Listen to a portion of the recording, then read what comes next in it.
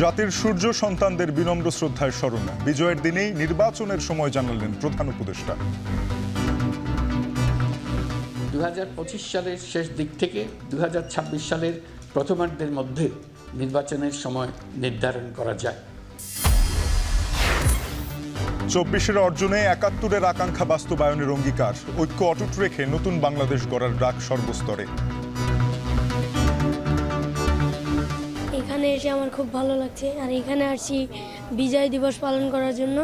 আমরা চেষ্টা করব দেশকে এগিয়ে নিয়ে যেতে, এই বিজয়কে ধরে রাখতে। ফের দেশ পুনর্গঠনের সুযোগ এসেছে বলছেন বীর মুক্তিযোদ্ধারা। একতা ধরে রাখতে না পারলে বিপ্লব বেহাত হওয়ার শঙ্কা। যারা আসছে সবাই শোষণ করছে, তারাই নিজের পেটুয়া বাহিনী গঠন করেছে। হ্যাঁ, আগামীতে এই ধরনের কিছু হলে কেউ ছাড় দেবে না। এই সুযোগটা হাতছাড়া হলে বাংলাদেশ আগামী 50 বছরের মধ্যে উঠে দাঁড়াতে পারবে না।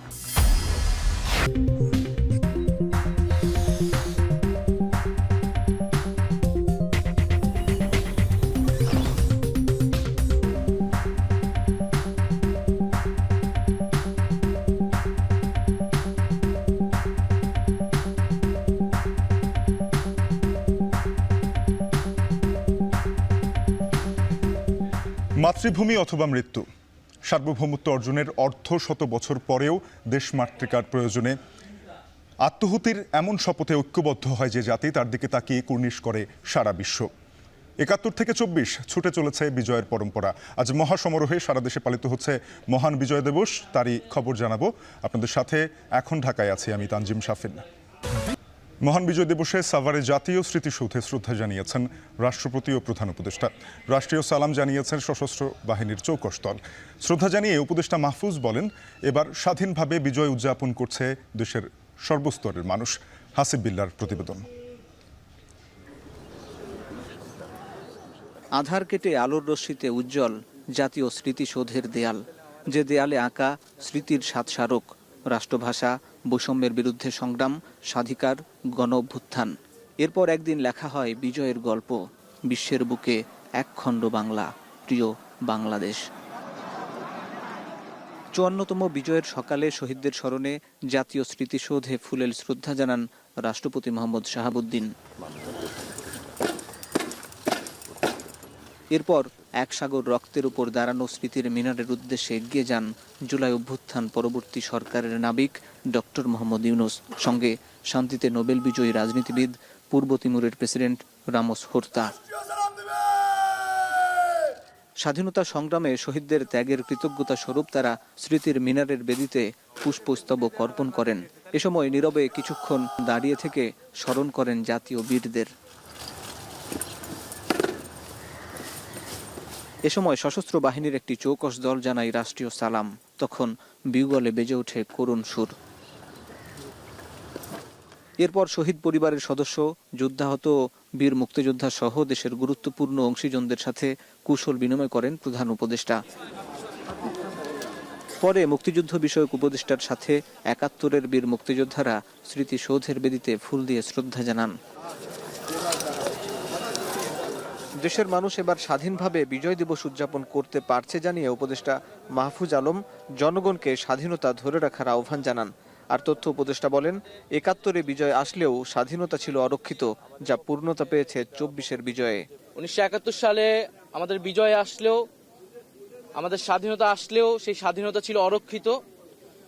আমাদের 2024-এর বিজয়ের মধ্য দিয়ে আমাদের স্বাধীনতা পূর্ণতা পেয়েছে। বাংলাদেশে 71-এর পরে যেটা হয়েছে যে একটি মুজিববাদী ব্যবস্থার ভিতর দিয়ে আমরা গেছি, বন্দোবস্তের ভিতর দিয়ে। বাট ওই বন্দোবস্ত এবারের গণ অভ্যুত্থানের ভিতর দিয়ে বন্দোবস্ত নস্যাৎ হয়েছে। আমরা আশা করি যে যেই বন্দোবস্তের কারণে বাংলাদেশ এতদিন পদানত রয়েছিল এবং বাংলাদেশের মানুষ গণতন্ত্র এবং বাক স্বাধীনতা থেকে শুরু করে স্বাভাবিক মৌলিক মানবাধিকারগুলো পায়নি, সেই ব্যবস্থার রদবদল হবে এবং বাংলাদেশের জনগণ সত্যিকার অর্থে স্বাধীনতা পাবে এবং এই স্বাধীনতা তারা রক্ষা করবে। পরে উন্মুক্ত করে দেয়া হয় স্মৃতিসৌধের ফটক। জাতির শ্রেষ্ঠ সন্তানদের শ্রদ্ধা জানাতে ঢল নামে নানা শ্রেণী পেশার মানুষের। ঢাকা আরিচা মহাসড়কের পাশে এই 84 একর জায়গা জুড়ে 10টি গণকবর, যে কবরে শুয়ে আছেন পাকিস্তানি সেনাবাহিনীর গুলিতে নিহত অসংখ্য বীর বাঙালি যারা স্বাধীনতার জন্য লড়াই করতে গিয়েছিলেন। 71-এর পরেও বৈষম্যহীন বাংলাদেশের কথা বলতে গিয়ে কর্তৃত্ববাদী শাসকদের দ্বারা গুম, খুন কিংবা নির্বিচারে হত্যার শিকার হয়েছেন অসংখ্য মানুষ, যার জলজলে উদাহরণ 24-এর গণঅভ্যুত্থান। তাই 24-এর সাথে 52, 54, 56, 62, 66, 69 কিংবা 71-এর এই যে ত্যাগের স্মারক একই সূত্রে গাথা, যে সুতা মুক্তির, যে সুতা বিজয়ের। জাতীয় স্মৃতিসৌধ থেকে হাসিব বিল্লাহ, এখন, ঢাকা। বিজয়ের দিনই নির্বাচনের দিনক্ষণ নিয়ে ধারণা দিলেন প্রধান উপদেষ্টা ডক্টর মোহাম্মদ ইউনূস। জানান, সকালে জাতির উদ্দেশ্যে ভাষণে 2025 সালের শেষে নির্বাচন হতে পারে, তবে প্রত্যাশিত মাত্রায় সংস্কার শেষে নির্বাচন করতে হলে তা গড়াতে পারে 2026 সালের প্রথমার্ধে। এছাড়া রাজনৈতিক দলসহ সব পক্ষের সঙ্গে মতবিনিময় করে বাস্তবায়নযোগ্য বিষয়ে সুপারিশের লক্ষ্যে জাতীয় ঐক্যমত গঠন কমিশন করা হতে পারে বলে জানিয়েছেন প্রধান উপদেষ্টা। এ নিয়ে দেখুন প্রতিবেদন। বিজয়ের 54 বছর এলো এমন এক সময়ে যখন বৈষম্যহীন সমাজ করতে পুরো বাংলাদেশ এক বিন্দুতে, আর সেই স্বপ্ন বাস্তবায়নে দায়িত্বপ্রাপ্ত অন্তর্বর্তী সরকারের প্রথম বিজয় দিবস। সকাল 10টায় দেশবাসীকে বিজয় দিবসের শুভেচ্ছা জানিয়ে জাতির উদ্দেশ্যে ভাষণ শুরু করেন সরকারের প্রধান উপদেষ্টা ডক্টর মোহাম্মদ ইউনূস। সকলকে বিজয়ের মাসের শুভেচ্ছা জানাচ্ছি। হাজার হাজার শহীদ এবং আহতদের আত্মত্যাগ এবং ছাত্র জনতার ঐক্যের মাধ্যমে যে গণ অভ্যুত্থান হয়েছে তা দেশের ভেতর এবং বাইরে থেকে ব্যর্থ করার চেষ্টা চলছে জানিয়ে সবাইকে সতর্ক থাকার আহ্বান জানান। দেশের ভেতরে এবং বাইরে থেকে জনতার অভ্যুত্থানকে ব্যর্থ করার জন্য বিপুল অর্থ ব্যয়ে নানা ভঙ্গিতে তাদের চেষ্টা চালিয়ে যাচ্ছে। পাচার করা হাজার হাজার কোটি টাকা তাদের আয়ত্তে রয়েছে, তাদের সুবিধাভোগীরা সর্বত্র ছড়িয়ে আছে। আমাদের ঐক্য অটুট থাকলে তারা আমাদেরকে আমাদের লক্ষ্য অর্জন থেকে ব্যর্থ করতে পারবে না। বিজয়ের দিনই আগামী জাতীয় নির্বাচনের সময় নিয়ে ধারণা দেন প্রধান উপদেষ্টা। 2025 সালের শেষের দিকে নির্বাচন অনুষ্ঠান হয়তো সম্ভব হবে। আর যদি এর সঙ্গে নির্বাচন প্রক্রিয়া এবং নির্বাচন সংস্কার কমিশনের সুপারিশের পরিপ্রেক্ষিতে এবং জাতীয় ঐকমত্যের ভিত্তিতে প্রত্যাশিত মাত্রার সংস্কার যোগ করি, তাহলে অন্তত আরও 6 মাস অতিরিক্ত সময় লাগতে পারে। মোটা দাগে বলা যায় 2025 সালের শেষ দিক থেকে 2026 সালের প্রথমার্ধের মধ্যে নির্বাচনের সময় নির্ধারণ করা যায়। আমাদের সংস্কারের যে আকাঙ্ক্ষা, সেটি বাস্তবায়নে প্রতিটি কমিশনই আমাদের জন্য গুরুত্বপূর্ণ। তবে নির্বাচন ব্যবস্থা সংস্কার ও সংবিধান সংস্কার কমিশনের কথা আমি একটু আলাদাভাবে বলতে চাই, কেননা এই দুটি কমিশনের সুপারিশের উপর প্রধানত নির্ভর করছে আমাদের আগামী নির্বাচন প্রস্তুতি ও তারিখ। ফ্যাসিবাদী সরকারের আমলে ধ্বংসস্তূপে পরিণত হওয়া অর্থনীতিকে টেনে তুলতে সরকারের প্রচেষ্টার কথা জানান ডক্টর ইউনূস। আমাদের অর্থনীতির ভবিষ্যৎ সম্বন্ধে আস্থা প্রতিষ্ঠিত করতে অন্তর্বর্তীকালীন সরকার সক্ষম হয়েছে। অর্থনীতির সাফল্যের ব্যাপারে দেশে এবং বিদেশে আস্থার সৃষ্টি হয়েছে। প্রতি বছর অর্থনৈতিক প্রবৃদ্ধির যে হার দেখানো হয়েছে সেটাও মন গড়া। দেশকে এবং পৃথিবীকে বলা হচ্ছিল কি সুন্দর দেশ বাংলাদেশ, লাফিয়ে লাফিয়ে তার উন্নয়নে গিয়ে চলছে। এখন বাংলাদেশ ব্যাংকের বড় কাজ হলো পাচার করা টাকা দেশে ফিরিয়ে আনা। তারা তাদের সর্বোচ্চ ক্ষমতা দিয়ে সেটা চেষ্টা করছে। এছাড়া অপপ্রচার এবং ষড়যন্ত্র রুখতে গণমাধ্যম কর্মী এবং জনগণকে বিশ্বের কাছে দেশের প্রকৃত চিত্র তুলে ধরার আহ্বান জানান প্রধান উপদেষ্টা। বিজয়ের মাস হোক অসম্ভবকে সম্ভব করার প্রতিজ্ঞা নেবার মাস। মেহেরিন অ্যানি, এখন, ঢাকা। আমরা বিজয় দিবস উপলক্ষে কেন্দ্রীয় শহীদ মিনার থেকে বিজয় র্যালি করবে বৈষম্য বিরোধী ছাত্র আন্দোলন। সেই র্যালিতে আছেন সহকর্মী আজহার লিমন, সরাসরি যুক্ত হব তার সাথে। আজহার, জানাবেন আজকের বিজয় দিবসে তারুণ্যের কণ্ঠে কোন স্লোগান?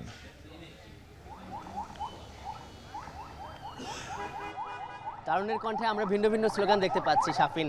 তারা বলছে আজাদি না গোলামি, অপর তরুণরা বলছে আজাদি আজাদি। তারা এই যে 24-এর যে বিজয়, সেই বিজয়ের সাথে 71-কে যোগ করছেন, তারা এই বিজয়ের সঙ্গে যোগ করছেন 47-কে।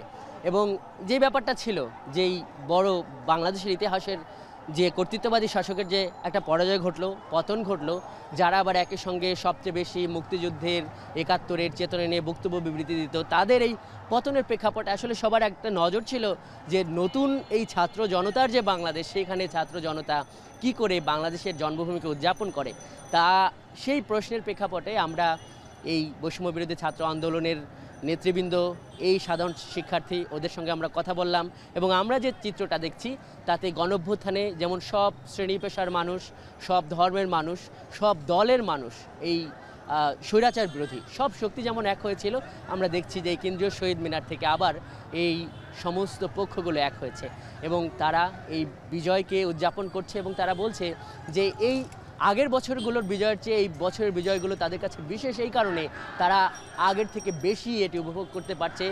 স্বৈরাচার নেই, একটা কর্তৃত্ববাদী সরকার নেই, তারা বুক ভরে একদম আকণ্ঠ এই বিজয় উদযাপন করে যাচ্ছে। শহীদ পরিবারের সদস্য যারা এই ২৪-এর এই গণঅভ্যুত্থানে শহীদ হয়েছেন, এই যে দেখছেন যে তাদের বাবাকে তারা সামনে রেখেছে এই মিছিলে, এভাবে এই মিছিলটি খুব ধীর পায়ে এগোচ্ছে। অনেকক্ষণ আগেই এই কেন্দ্রীয় শহীদ মিনার থেকে শুরু হয়েছে। আমরা সেখানে দেখেছিলাম যে নারী শিক্ষার্থীরা তারা একদম মিছিলের শুরুতে ছিলেন, কিন্তু পথে পথে আরও এত বেশি মিছিল যোগ হয়েছে যে একটা শৃঙ্খলারও একটা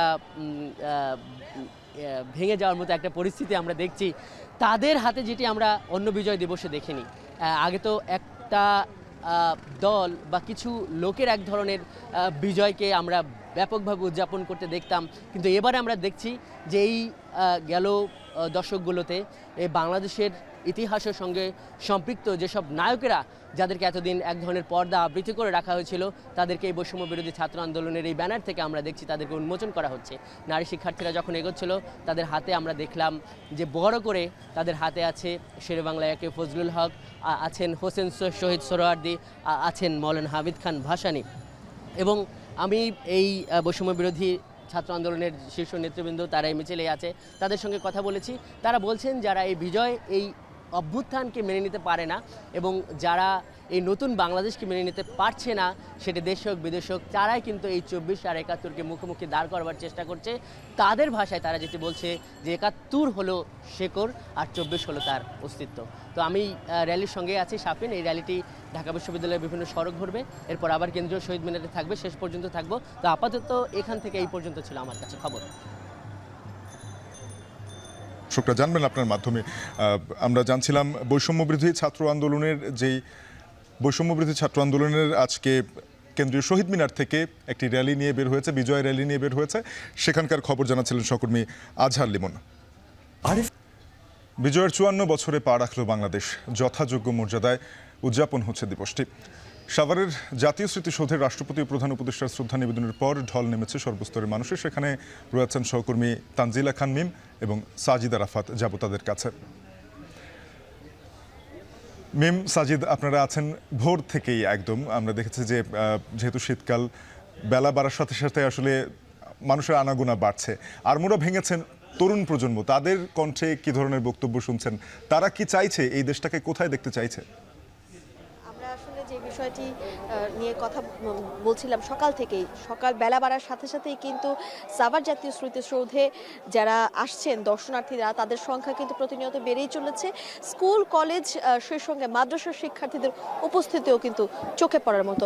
সাজিদ, একটি বিষয় নিয়ে আপনার সঙ্গে আলোচনা করছিলাম আমরা কিছুক্ষণ আগে, সেটা হচ্ছে যে আমাদের এই পুরো মুক্তিযুদ্ধে কিন্তু ভারতের অবদান একদমই অস্বীকার করা যাবে না। এটি অস্বীকার করার কোনো সুযোগ নেই। ভারত সে সময় প্রতিবেশী রাষ্ট্র হিসেবে, বন্ধু রাষ্ট্র হিসেবে বাংলাদেশের পাশে এসে দাঁড়িয়েছিল এবং বাংলাদেশের শরণার্থীদেরকে জায়গা দেয়া থেকে শুরু করে যে ধরনের সুযোগ সুবিধা একটি যুদ্ধ বিধ্বস্ত দেশের জন্য প্রয়োজন, এবং যুদ্ধের পরেও, স্বাধীনতা পরবর্তী সময়েও কিন্তু তারা বিভিন্ন সময় বিভিন্নভাবে আমাদের পাশে থেকেছে। কিন্তু তারপরে ভারতের যে আগ্রাসনী ভূমিকা, তারপরে এই ২০২৪-এর কথা যদি বলি, স্বৈরাচার সরকার পতনের পর যা হলো, বা যেভাবে আসলে ভারত বাংলাদেশকে তাদের গণমাধ্যমের মাধ্যমে পুরো বিশ্ববাসীর কাছে উপস্থাপন করার চেষ্টা চালাচ্ছে, সেটি কিন্তু খুবই ন্যাক্কারজনক।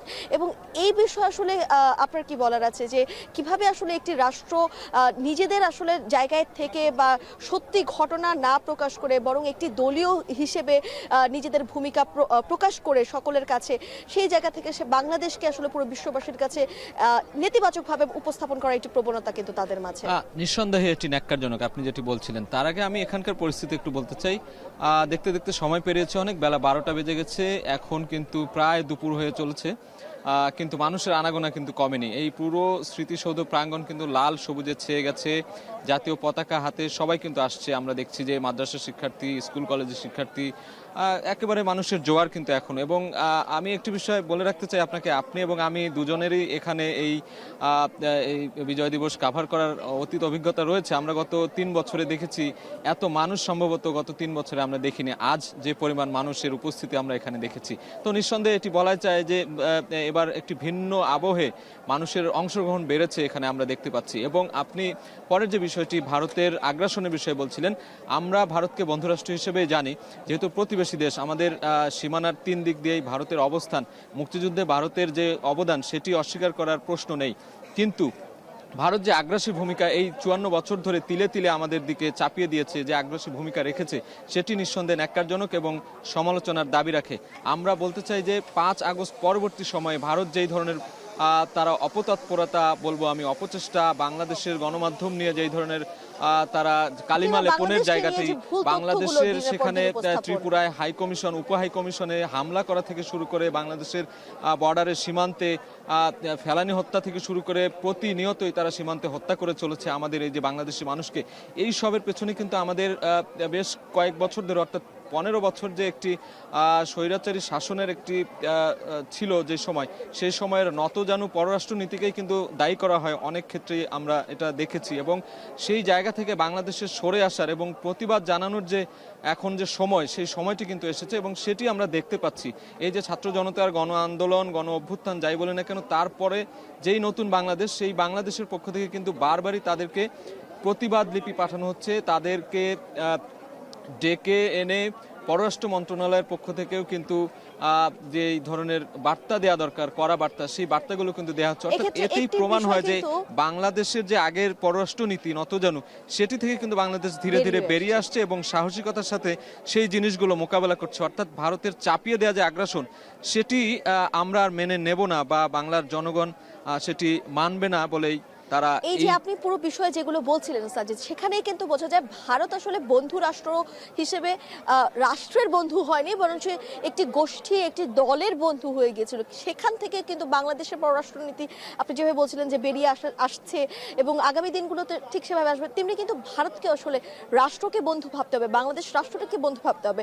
আমাদের প্রতিবেশী দেশ যেরকম ভারত, ভারতের প্রতিবেশী দেশও কিন্তু বাংলাদেশ, এবং বাংলাদেশ কিন্তু এখন একটি মানে আগের মতো যে সেই যে 71-এর যে যুদ্ধ বিধ্বস্ত দেশটির জায়গা যদি বলেন, সেখান থেকে অনেকটাই এগিয়ে গেছে। কোন জায়গাতে আসলে বাংলাদেশ পিছিয়ে আছে? প্রযুক্তির জায়গাতে বলবেন না, উন্নয়নমূলক কর্মকাণ্ডে, সামাজিক হতে পারে সেটা রাষ্ট্রীয় উন্নয়নমূলক কর্মকাণ্ডে, সব কিছুর জায়গাতেই কিন্তু বাংলাদেশ অন্যান্য যেই উন্নয়নশীল দেশগুলো রয়েছে সেই দেশগুলোর দিকে তারা এগিয়ে, সেভাবেই তাল মিলিয়ে এগিয়ে যাচ্ছে। এবং আগামী দিনগুলো শুধুই সম্ভাবনার দিন। এই জন্যই সম্ভাবনা যে আগামী দিনের প্রতিটি দিন, প্রতিটি ক্ষণ আসলে নতুন প্রজন্মের হাতে, এবং এই নতুন প্রজন্মের মাধ্যমে কিন্তু বাংলাদেশ এগিয়ে যাবে। এই যে স্বাধীনতার 53 বছর পেরিয়ে আজ বিজয়ের 54 বছরে পদার্পণ করলো বাংলাদেশ, ঠিক একই রকম ভাবে কিন্তু আরো 50 বছর পর যখন বাংলাদেশ এভাবে এগিয়ে যাবে, তখন হয়তো আপনি থাকবেন না, আমি থাকবো না, কিন্তু বাংলাদেশের যে এগিয়ে যাওয়ার যে ধারা, সেই ধারা আরো দ্রুত গতিতে এগিয়ে যাবে। সেই প্রত্যাশা আজকে এই যে 2024-এর গণ অভ্যুত্থান যারা দেখেছে, বাংলাদেশের পট পরিবর্তন হতে যারা দেখেছে, বাংলাদেশকে নিয়ে যারা স্বপ্ন দেখে, সেই প্রত্যেকের জোড়া চোখে। এই ছিল এখন পর্যন্ত শাফিন আমাদের কাছ থেকে সাভার জাতীয় স্মৃতিসৌধের সর্বশেষ খবর।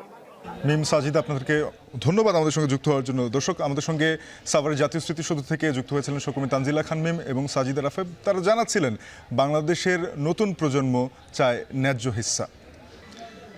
চট্টগ্রামে বিজয় র্যালি করছে বিএনপির অঙ্গ সংগঠন, এই বিষয়ে বিস্তারিত জানাতে যুক্ত হয়েছেন সহকর্মী হোসাইন জিয়াদ। জানাবেন বিভিন্ন রাজনৈতিক দল আজকে বিজয় দিবস উপলক্ষে কি কি কর্মসূচি পালন করেছে চট্টগ্রামে?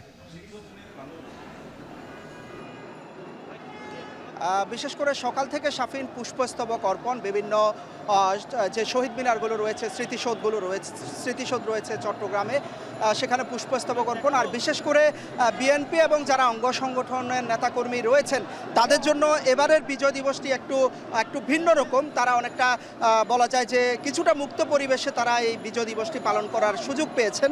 তাদের জন্য কিন্তু চট্টগ্রামে যে বিপ্লব উদ্যান, যেখান থেকে চট্টগ্রামে জিয়াউর রহমান মূলত বিদ্রোহ ঘোষণা করেছিলেন এবং যেখান থেকে মুক্তিযুদ্ধের ডাক দিয়েছিলেন, সেই বিপ্লব উদ্যান থেকে মূলত বিএনপি এবং অঙ্গ সংগঠনের নেতাকর্মীরা পুষ্পস্তবক অর্পণ, সেখানে সংক্ষিপ্ত সমাবেশ করেছে বিএনপি। আমির খসরু মাহমুদ চৌধুরী সেখানে নেতৃত্ব দিয়েছেন সমাবেশের। এর পরপরই র্যালিটা শুরু হয়। আপনি দেখছেন নিশ্চয়ই দেখছেন যে হাজার হাজার নেতাকর্মী মূলত এই মিছিলে অংশ নিয়েছে। বিভিন্ন শ্রেণী পেশার মানুষ আমরা দেখতে পাচ্ছি সেই র্যালিতে অংশ নিয়েছে, যেটি মুক্তিযুদ্ধের চেতনারই একটি অংশ। কৃষক, শ্রমিক, রিকশাওয়ালা, দিনমজুর থেকে শুরু করে ছাত্র, রাজনীতিবিদ, ব্যবসায়ী, বিভিন্ন শ্রেণী পেশার মানুষের উৎফুল্ল অংশগ্রহণ আমরা দেখছি।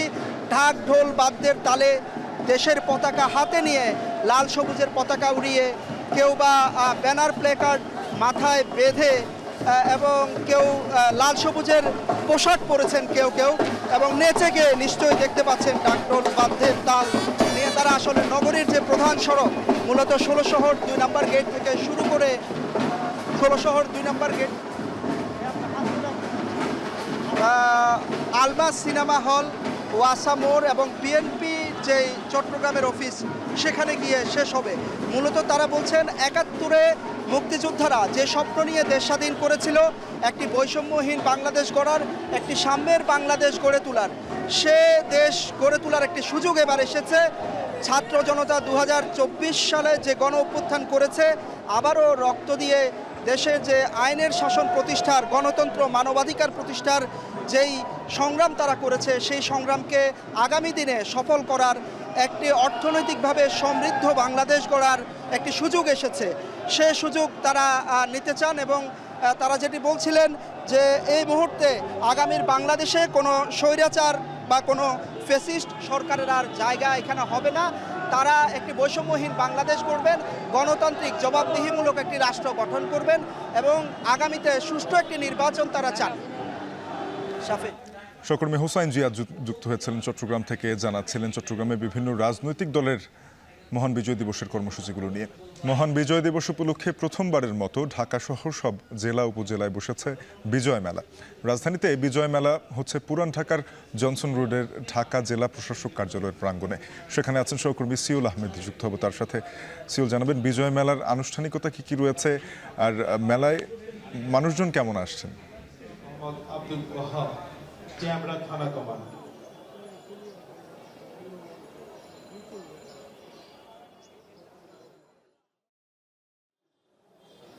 শাফিন, আপনি যেমনটি বলছিলেন, আসলে প্রথমবারের মতো বিজয় দিবস উপলক্ষে এই ঢাকার যে জেলা প্রশাসক কার্যালয় রয়েছে, সে কার্যালয়ে যে চত্বর রয়েছে, সে চত্বরে মেলার আয়োজন করা হয়েছে। এবং আপনি নিশ্চয়ই জানেন যে এই মেলায় কিন্তু সরকারি যে প্রতিষ্ঠানগুলো রয়েছে কিংবা সরকারি যে প্রকল্পের প্রত্যেকটি স্টল দেওয়া হয়েছে। সর্বমোট ২২টি স্টল দেওয়া হয়েছে। আমার পিছনে আপনারা স্টলগুলো আসলে দেখতে পাবেন। এই ২২টি স্টলের মধ্যে একটি স্টলকে রাখা হয়েছে হচ্ছে শুধুমাত্র মুক্তিযোদ্ধাদের জন্য, এবং অন্যান্য স্টল বিভিন্ন জেলা প্রশাসন, ঢাকার যে বিভিন্ন বাংলাদেশ ক্ষুদ্র কুটির শিল্প কর্পোরেশন রয়েছে, বিসিকের যে কর্পোরেশন রয়েছে, এছাড়া কিন্তু আমরা দেখেছি যে জেলা করে বাংলাদেশ বাঁশ বেত পাট শিল্প মন্ত্রণালয়ের যে স্টলগুলো রয়েছে সেগুলো রয়েছে। এছাড়াও কিন্তু এই মুক্তিযুদ্ধের গল্প শুনি নামে একটি স্টল করা হয়েছে, যেখানে যারা তরুণ রয়েছে, যারা তরুণ সমাজ রয়েছে, তাদেরকে কিন্তু এই মুক্তিযুদ্ধের বিভিন্ন গল্প কিংবা তাদের যে মুক্তিযুদ্ধের ইতিহাস সেগুলো সহ বিভিন্ন ধরনের যে বইগুলো রয়েছে সেগুলো কিন্তু সেখান থেকে বিতরণ করা হচ্ছে। এছাড়া আপনাকে বলি, এখন ঠিক এই মুহূর্তে কিন্তু এখানে বিজয় দিবস ২০২৪ উপলক্ষে কিন্তু মুক্তিযোদ্ধাদের সংবর্ধনা দেওয়া হচ্ছে, তাদেরকে প্রাইজ বন্ড দেওয়া হচ্ছে। এছাড়াও এখানে কিন্তু যে অন্যান্য যে মুক্তিযোদ্ধারা রয়েছেন তারা কিন্তু এখানে কথা বলেছেন, তারা বিভিন্ন বিষয় নিয়ে তারা এখানে কথা বলছেন। তারা সেই মুক্তিযুদ্ধ ৭১ সালে যে সেই ইতিহাসগুলো কিন্তু তারা তরুণ সমাজে তুলে ধরেছেন। তারা সবাই বলেছেন আসলে দেশের স্বার্থে কিংবা দেশের প্রয়োজনে যারা মুক্তিযোদ্ধা রয়েছেন, তারা মুক্তিযোদ্ধা রয়েছেন, তারা কিন্তু যে কোনো সময় কাজে এবং তারা বলেছেন যে আসলে এই 2024 সালের যে গণঅভ্যুত্থানটা হয়েছিল সেটি এবং 1971 সাল এবং তার আগে 1947, তার আগে 1940, 1952 এই প্রত্যেকটি কিন্তু একটির সাথে জড়িত। এবং তারা বলছেন যে এই যে মেলাটি হচ্ছে, এই মেলায় এবং এই মেলা ছাড়াও জেলা প্রশাসনের কার্যালয় থেকে যেন তরুণ সমাজকে মুক্তিযুদ্ধের সঠিক ইতিহাস সম্পর্কে কিন্তু যেন জানানো হয় সে বিষয়ে কিন্তু তারা জোর দিয়েছেন। শাফিন, এই ঢাকা জেলা প্রশাসকের কার্যালয়ের যে প্রাঙ্গণ, সে প্রাঙ্গণের মেলা থেকে এই ছিল আমার কাছে সর্বশেষ। বিজয় দিবস উপলক্ষে সারা দেশে আয়োজিত হয়েছে বিজয় মেলা। রাজধানীর বিজয় মেলা নিয়ে জানাচ্ছিলেন সহকর্মী সিউল আহমেদ। এবারে যাব ঢাকার বাইরের মেলাগুলোর খবর জানতে। রাজশাহী শিল্পকলা একাডেমি প্রাঙ্গণে চলছে বিজয় মেলা। চারু কারু স্থানীয়ভাবে উৎপাদিত পণ্য নিয়ে বসেছে এই মেলা। এ বিষয়ে আরও জানাতে রাজশাহী থেকে যুক্ত হয়েছেন সহকর্মী রাকিবুল হাসান। রাকিব, জানাবেন যে এই মেলায় স্থানীয় জনগণ কতটা সম্পৃক্ত হতে পেরেছেন, কি ধরনের পণ্য পাওয়া যাচ্ছে?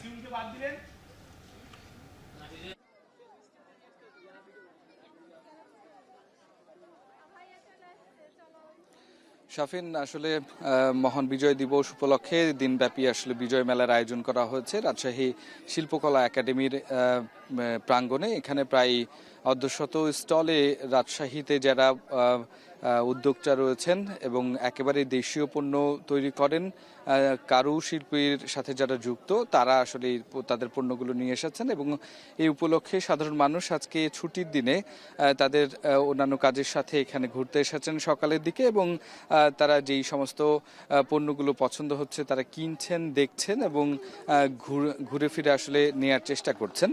তো এই ক্ষেত্রে আমরা আসলে যেটি আসলে আয়োজকদের থেকে শুনেছি, জেলা প্রশাসনের পক্ষ থেকে এই মেলাটি আয়োজন করা হয়েছে মূলত বিজয়ের দিনে নিজস্ব দেশীয় পণ্যকে আসলে উদ্বুদ্ধ করতেই আসলে এই আয়োজনটি করা হয়েছে।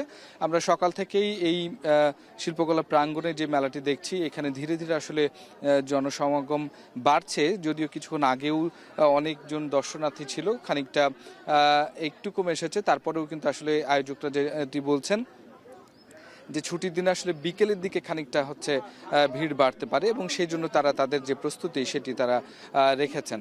এবং প্রত্যেকটি স্টলেই কিন্তু তাদের নিজস্ব উৎপাদিত পণ্য যেমন রয়েছে, যেমন দেশীয় আচার, বিভিন্ন ধরনের শীতের পিঠা এবং হাতের তৈরি যে সমস্ত জিনিসপত্রগুলো রয়েছে সেটি। এবং আমরা দেখছি যে আসলে গ্রামীণ যে সমস্ত পণ্যগুলো আসলে ব্যবহার হয়, কাঁথা, কুলা, এই সমস্ত জিনিসগুলোও এখানে রাখা হয়েছে। এছাড়া ঘর সাজানোর যে সমস্ত তৈজসপত্রগুলো থাকে সেগুলোও কিন্তু আসলে এখানে যারা উদ্যোক্তা আছেন তারা কিন্তু এখানে এনেছেন এবং রাখছেন, যেটির দাম আসলে খুব বেশি নয়, হাতের নাগালেই কিন্তু তারা পাচ্ছেন। এবং এখানে জেলা প্রশাসনের পক্ষ থেকে এই যে মেলাটি, এই মেলাতে উদ্যোক্তারা বলছেন এর মধ্য দিয়ে আসলে তারা তাদের পণ্যের প্রচার প্রচারণা করছেন এবং দেশীয় পণ্য আসলে সাধারণ মানুষের কাছে পৌঁছে দিতে তারা এই মেলাটি অনেক বেশি সহযোগী হবে বলে তারা আমাদেরকে জানিয়েছেন। তো শাফিন, এই ছিল রাজশাহী শিল্পকলা একাডেমি থেকে বিজয় মেলার আমার কাছে সবশেষ খবর। সহকর্মী রাকিবুল হাসান যুক্ত হয়েছিলেন রাজশাহী থেকে, জানাচ্ছিলেন বিজয় মেলা নিয়ে। কুমিল্লা জেলা প্রশাসকের বাসভবনে বিজয় দিবস উপলক্ষে বীর মুক্তিযোদ্ধা ও শহীদ বীর মুক্তিযোদ্ধাদের পরিবারের সদস্যদের সংবর্ধনা অনুষ্ঠান চলছে। এ বিষয়ে জানাতে কুমিল্লা থেকে যুক্ত হয়েছেন সহকর্মী মাসুদ আলম। মাসুদ, এই সংবর্ধনা আয়োজনের বিস্তারিত জানাবেন।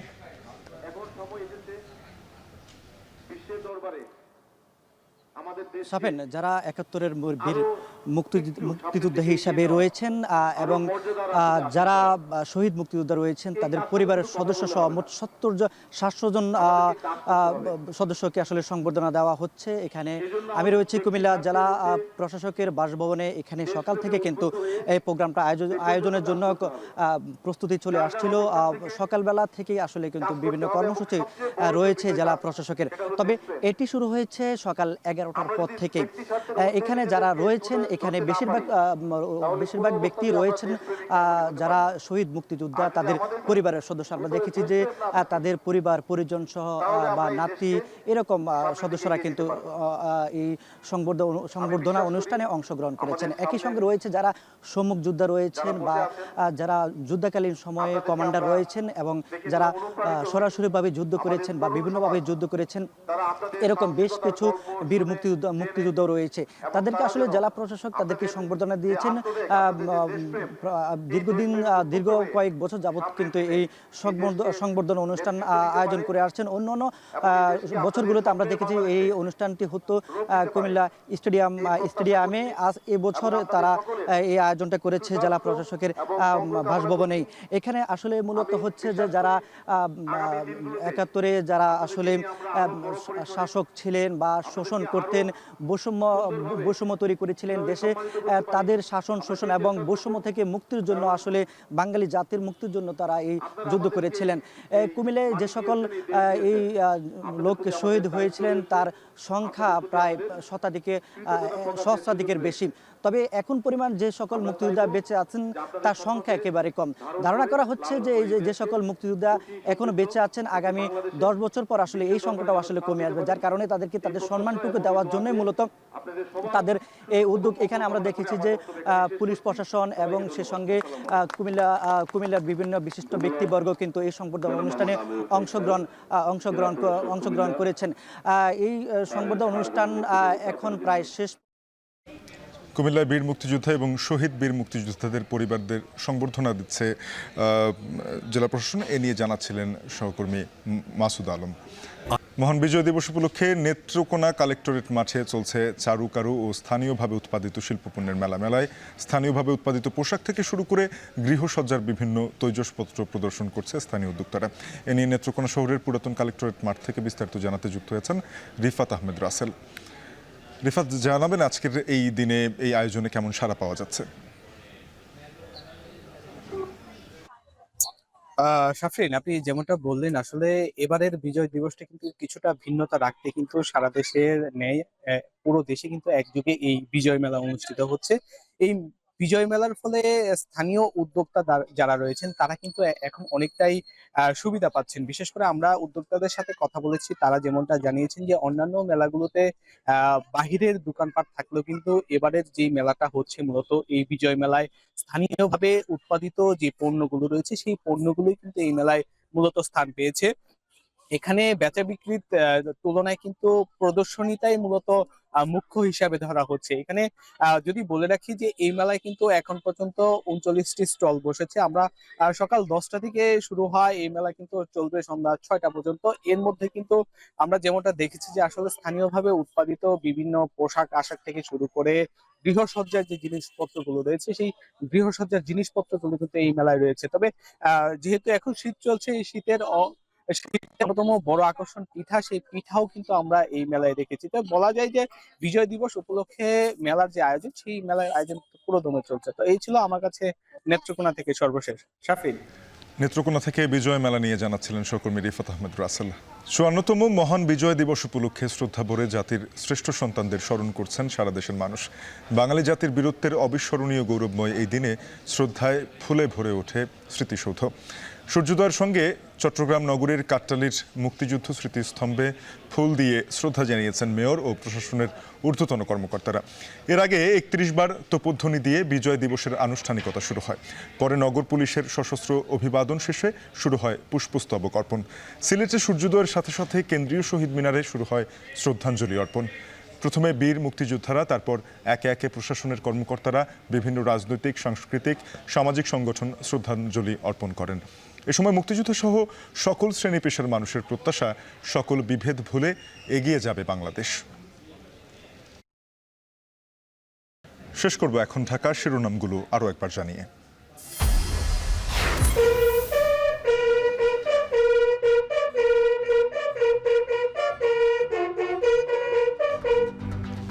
জাতির সূর্য সন্তানদের বিনম্র শ্রদ্ধায় স্মরণ। বিজয়ের দিনে নির্বাচনের সময় জানালেন প্রধান উপদেষ্টা। 2025 সালের শেষ দিক থেকে 2026 সালের প্রথমার্ধের মধ্যে নির্বাচনের সময় নির্ধারণ করা যায়। 24-এর অর্জনে 71-এর আকাঙ্ক্ষা বাস্তবায়নের অঙ্গীকার। ঐক্য অটুট রেখে নতুন বাংলাদেশ গড়ার ডাক সর্বস্তরে। এখানে এসে আমার খুব ভালো লাগছে, আর এখানে আসছি বিজয় দিবস পালন করার জন্য। আমরা চেষ্টা করব দেশকে এগিয়ে নিয়ে যেতে, এই বিজয়কে ধরে রাখতে। ফের দেশ পুনর্গঠনের সুযোগ এসেছে বলছেন বীর মুক্তিযোদ্ধারা। একতা ধরে রাখতে না পারলে বিপ্লব বেহাত হওয়ার শঙ্কা। যারা আসছে সবাই শোষণ করছে, তারাই নিজের পেটুয়া বাহিনী গঠন করেছে। হ্যাঁ, আগামীতে এই ধরনের কিছু হলে কেউ ছাড় দেবে না। এই সুযোগটা হাতছাড়া হলে বাংলাদেশ আগামী 50 বছরের মধ্যে উঠে দাঁড়াতে পারবে না। বিজয়ের দিনে সুখবর দিল বাংলাদেশ ক্রিকেট দল। প্রথম টি-20-তে ওয়েস্ট ইন্ডিজকে 7 রানে হারিয়েছে টাইগাররা।